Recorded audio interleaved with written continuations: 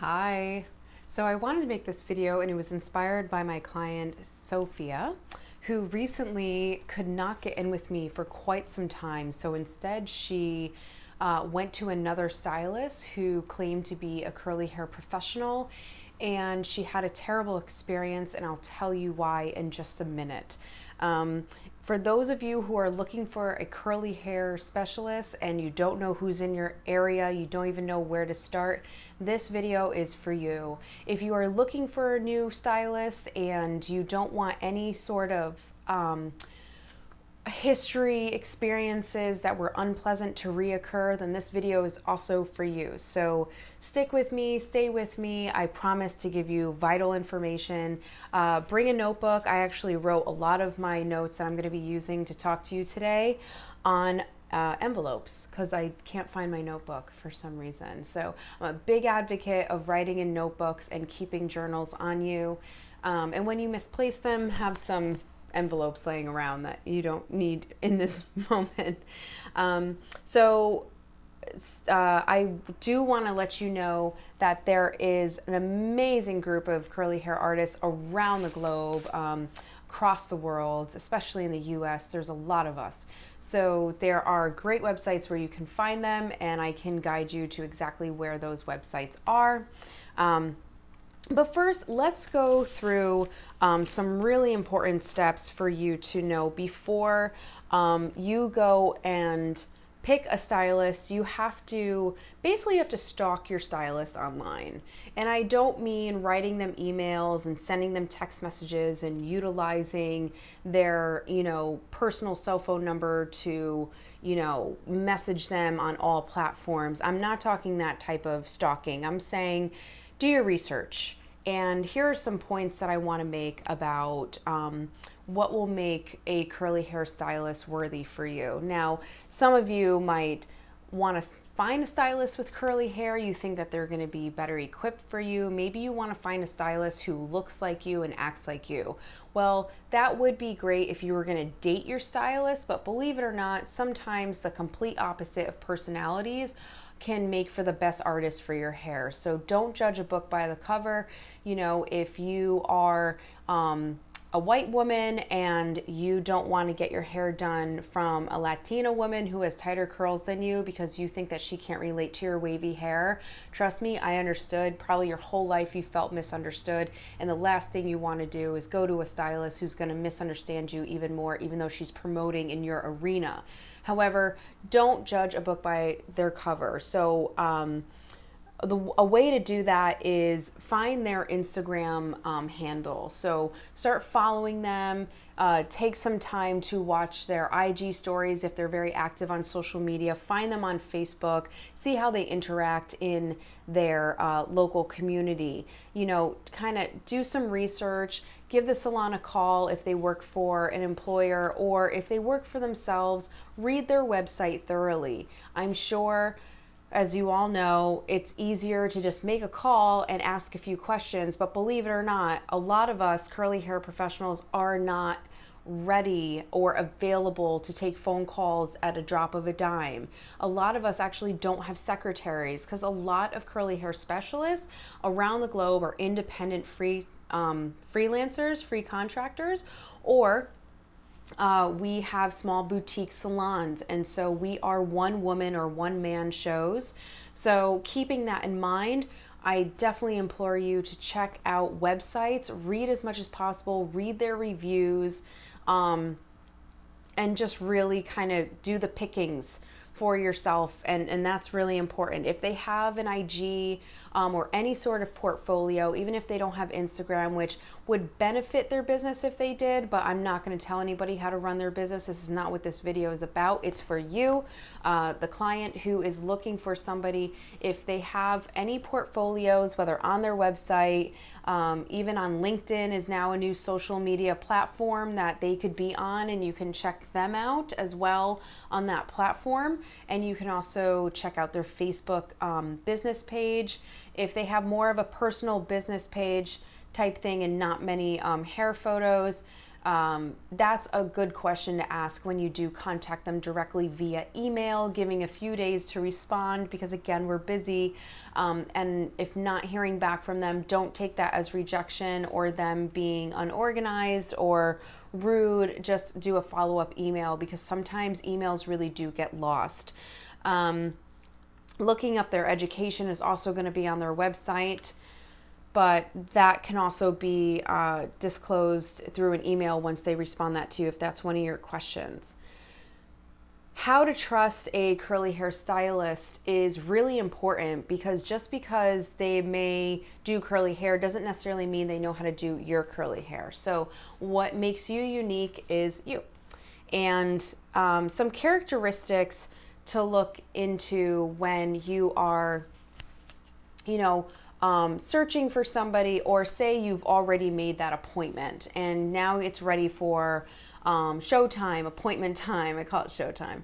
And you're nervous or you don't know what to expect. Here's some steps that you can take before the appointment starts.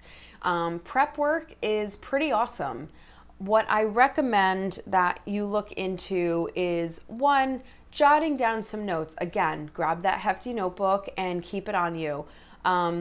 Taking down some notes of some thoughts that you get throughout the day, some questions you really want to ask, some pressing questions at the top, your most important concerns, your biggest obstacles. Okay, and then use those as the most important questions to begin with, that are going to be directly in the consultation, because some of you may not know this, but we only are working with you for so much time, just like at a doctor's office. So we don't have all the time that you're probably looking for to ask every single question you've ever had.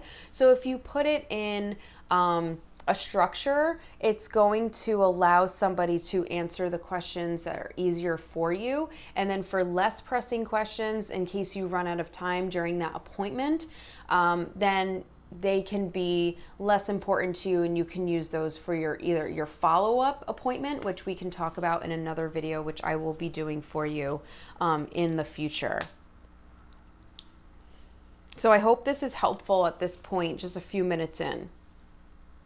Okay, and then some other prep work that you could do is you can bring in pictures of, most importantly, not only what you want as far as shape or length or why you're drawn to this picture. My word of advice is, when you choose those pictures, put your finger over the person's face that the hair is on. Just get rid of the beauty. Get rid of the features. Get rid of the person. And I'm sorry that sounds so inhumane. When you cover their face, now you're just looking at hair. And you'd be surprised at how much that changes your perception of that haircut now. So do that. And while you're doing that, create a folder in your phone that's going to have a folder of photos that you love, of hair shapes, colors, styles, all of that. And then create another folder of haircuts you do not want.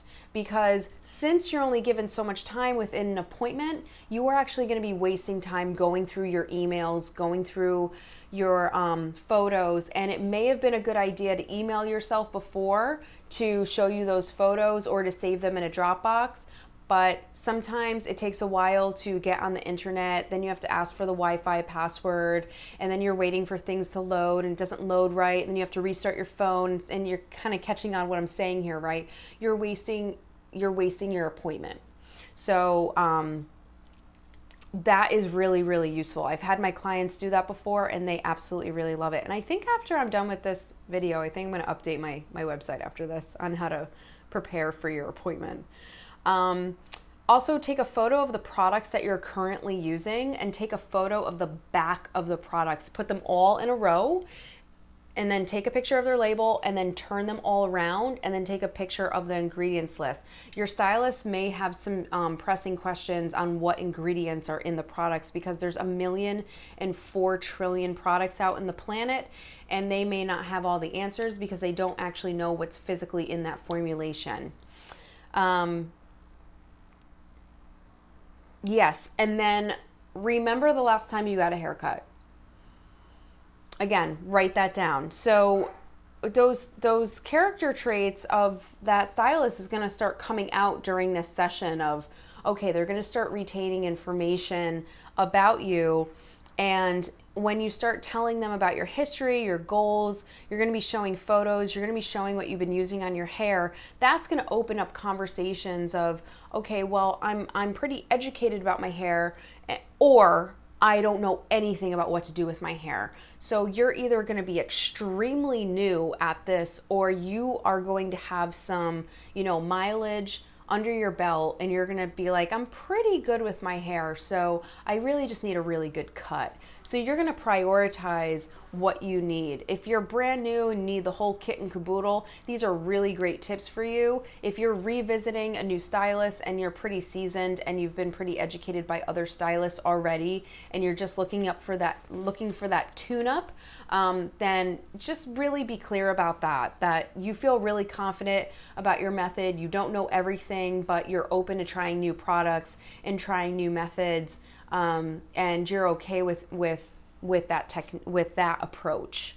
And that's going to make the stylist feel more comfortable with you as well, because we're human and we tend to feel nerves or anxiousness because we are working with you. We can pick that up very easily. So preparing yourself for your visit is actually going to make the stylist recognize that you have done your homework, you're really excited to be in this appointment, or they're going to know right away that you're very nervous, but you still came in prepared to offer them also too a very informative background, while preserving time, so they can spend more time on the haircut, more time to detail, and more time to education at the sink than kind of you fiddling and trying to get everything in order, and then you getting frustrated, and the whole appointment can go south pretty easily that way. You'd be surprised.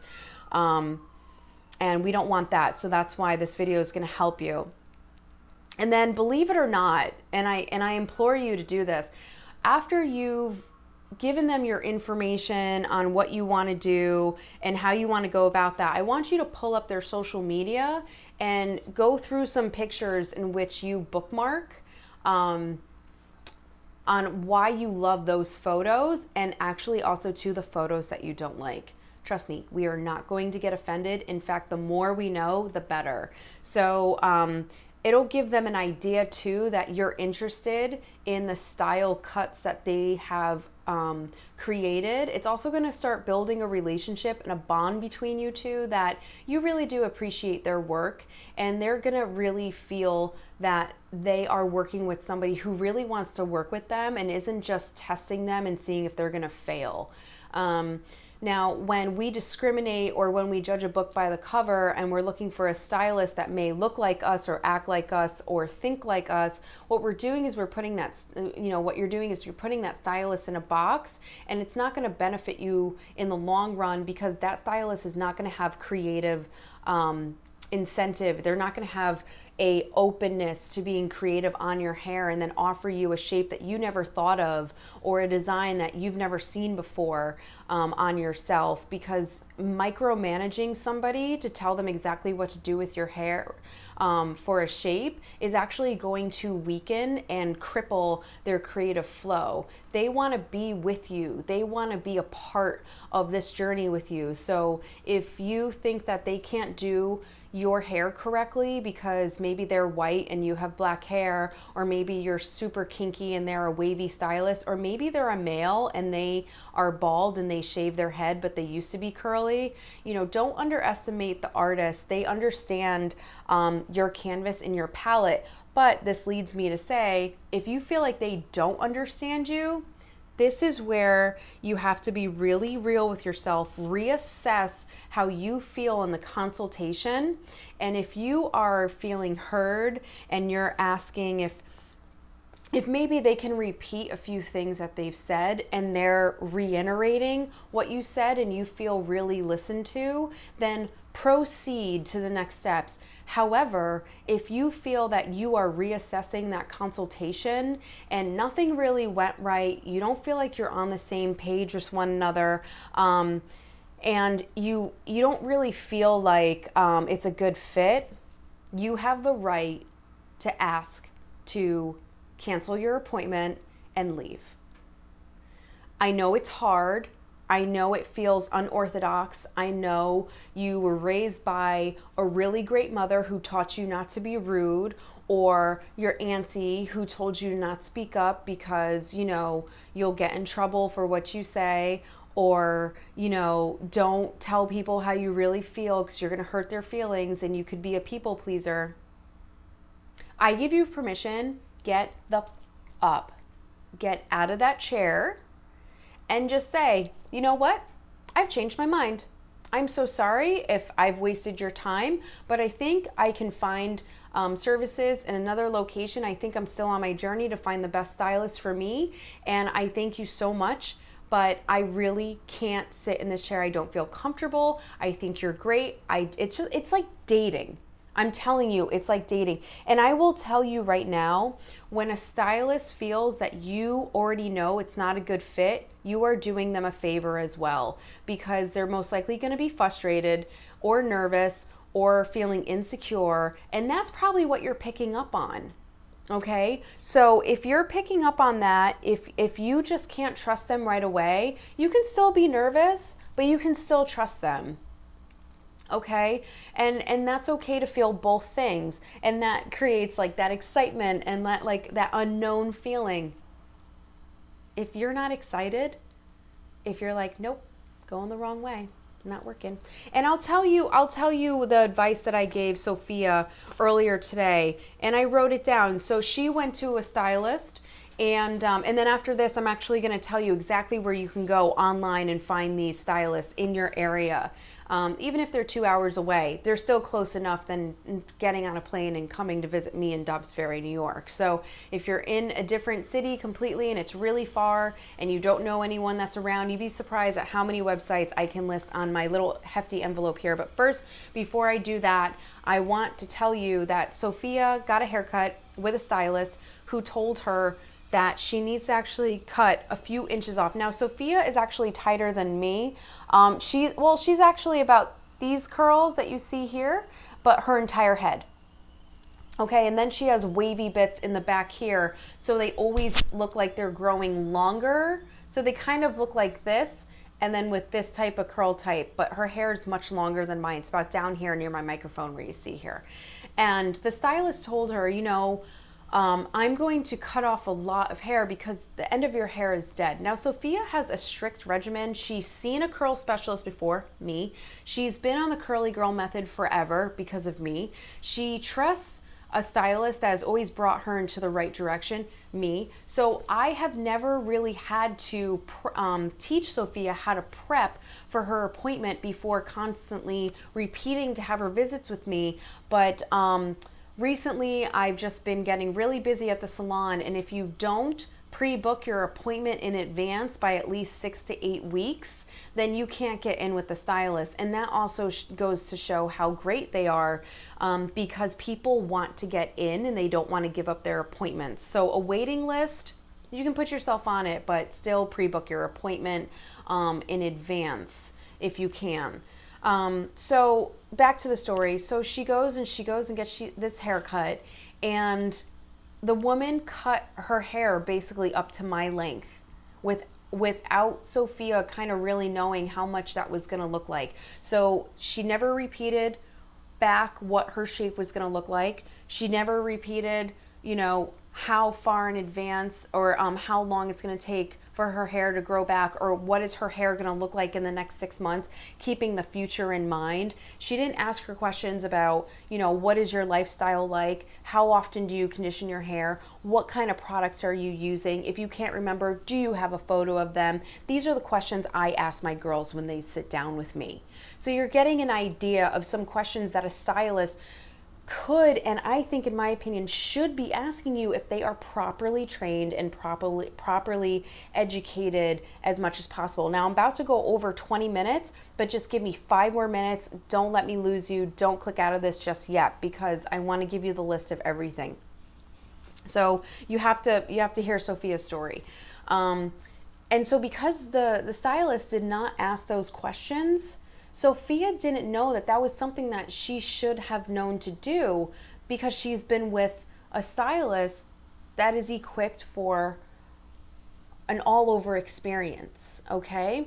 And so even though Sophia saw a stylist that is certified, she was Diva Curl certified, Sophia did not ask her 3 basic questions, which was, when was the last time you took a class? Because I haven't seen it on your website, because you work for somebody else, so you don't have your own website, and I couldn't get personal information on you, okay?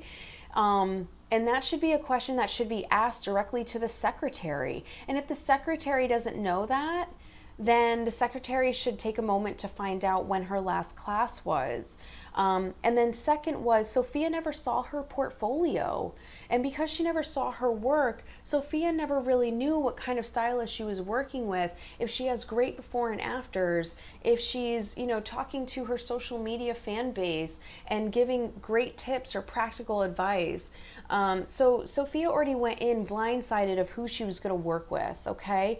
And then the third question that she didn't ask is, she didn't ask, why do you think my hair is dead? I take care of my hair super well. I'm using grade A products that Meg has, referred to me. And I don't agree with you. I actually don't want you to take that much off. I want you to take that much off. And so what you could do is, even if they say, hey, I think you should take this much off, you don't have to agree with them. You can say, no, I understand that you maybe want to take that much off, but I actually want to recommend that you only take a little bit off. And then if I like it, then we can go shorter in the future. Technically, I would have loved if the stylist said that to her, but that goes to show that the stylist isn't really listening to her. She's not listening to her body language. She's not listening to what she needs. And everybody works differently. But these are basic, foundational consultation tactics that curly hair professionals learn when they take classes. And when they take those classes, they wind up on these websites. And these are the websites that I want you to check out for a list of a stylist near you. So first and foremost, I want you to visit moisturesalon.com. This is an excellent website. It's owned by Ron Soriano. He's fantastic. He made a list of stylists for you to find in your area who are all certified stylists who have taken many platforms of education and teaching. And honestly, we're all really good friends, and we all support each other, we educate each other, and we talk in private social media groups for professionals. So we're constantly educating each other, what we learn, and all of that.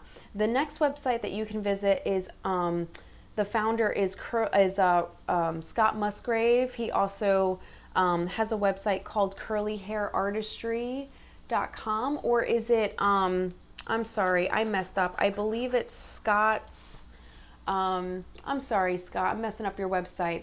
Anyway, his group is called Curly Hair Artistry, and I believe it is curlyhairartistry.com, but I could be wrong. I think it's actually scottmusgravehair.com, but his group is called Curly Hair Artistry, so I got something right. I'm human, I make mistakes, okay?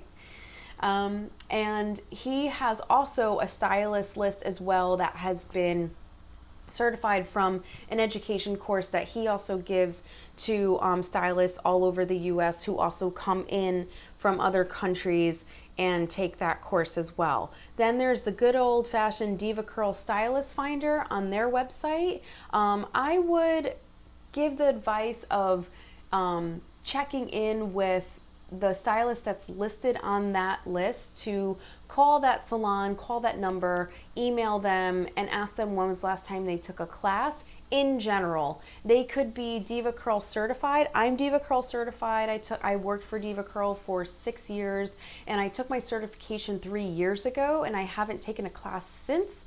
But I've taken a lot of other educational courses that you can actually find on my website. So again, don't put them in a box, but do ask when was the last time you took a course, and how often do you take classes, or how do you feed your education machine. And then last but not least is cutitkinky.com. They too have a stylist finder of everyone that's taken their courses and who has worked with kinkier textures. So if you have found this video to be helpful, useful, very educational and open and direct, please give me a thumbs up, subscribe to my channel, leave a comment, share it with a curl friend, watch it before your next appointment, and I wish you the best haircut experience of your life. And don't forget, if it doesn't feel right, just jet out of there, with kindness and grace, of course. All right, be well, you're beautiful, you're bold, you're brilliant. Take care, have a beautiful day.